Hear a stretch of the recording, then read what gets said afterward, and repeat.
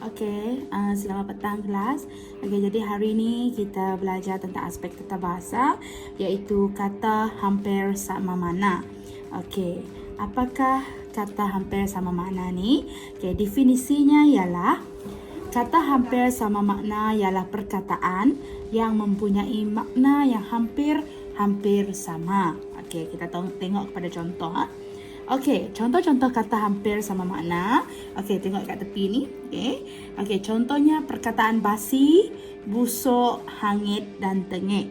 Okey, keempat-empat perkataan ini mempunyai makna tertentu tetapi hampir sama makna. Okey, basi bermaksud makanan yang sudah tidak sedap kerana tercemar.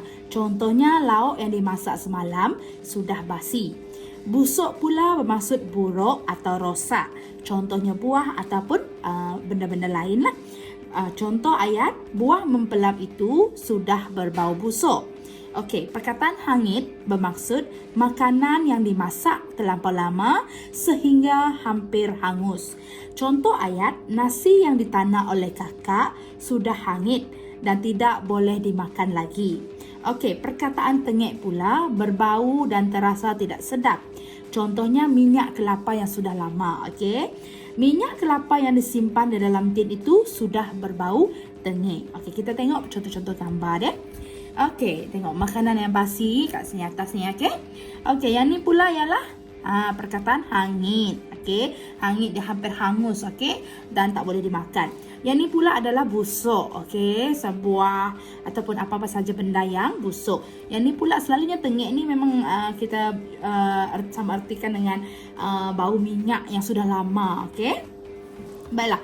Perkataan seterusnya ialah beku. Okey, yang ke sini kaku, kejur dan tegang. Okey, beku bermaksud keras atau kental kerana sejuk. Okey, contoh ayat, minuman oren yang diletakkan di dalam peti sejuk itu sudah beku.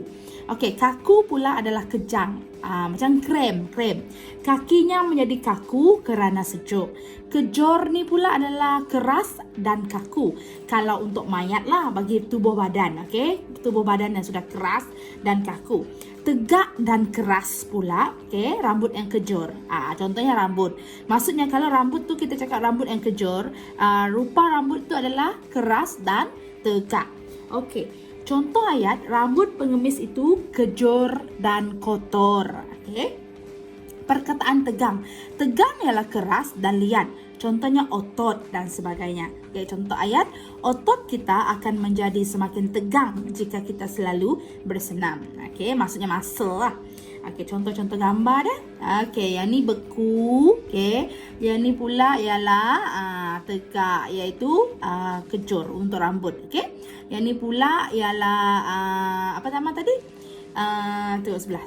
Okey, iaitu kaku, kaki yang kaku lah sebab terlalu sejuk. Okey, kaku. Yang ni pula ialah yang ni ialah tegang. Kita tengok muscle-muscle dia tegang. Okey, kita tengok contoh seterusnya.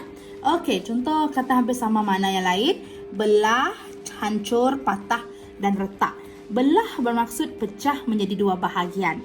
Itu maksud belah. Okey, contohnya mangkuk yang jatuh ke atas lantai itu belah menjadi dua bahagian. To part. Okey. Hancur pula pecah menjadi kecil-kecil. Okey. Cili itu ditumbuknya sehingga hancur. Patah ialah putus atau hampir putus kerana kekerasan, bukan kerana sengaja dipotong. Okey. Contohnya kaki abang patah dalam kemalangan dahsyat itu. Okey, lepas tu perkataan retak. Retak ialah garis yang menunjukkan akan pecah. Contohnya dinding rumah usang itu sudah retak. Okey, kita tengok contoh gambar dia.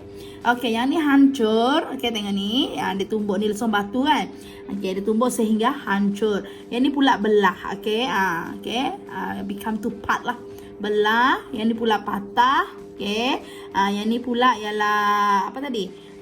Retak. Okey, yang ni retak. Okey. Baiklah, seterusnya ialah contoh kata hampir sama makna, besar, lebar, longgar, luas. Okey, besar ialah tidak kecil ukurannya. Rumah banglo itu besar dan cantik. Lebar pula adalah ukuran lintang sesuatu bidang. Okey, jalan raya yang lebar itu memudahkan pengguna lalu lintas. Okey, longgar ialah tidak sempit. Contohnya untuk pakaian.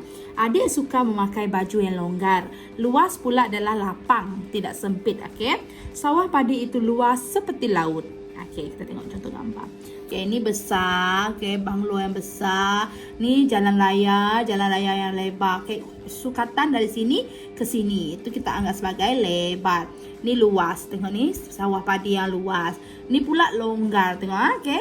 Badan kecil tapi dia menggunakan baju yang longgar maksudnya, okey.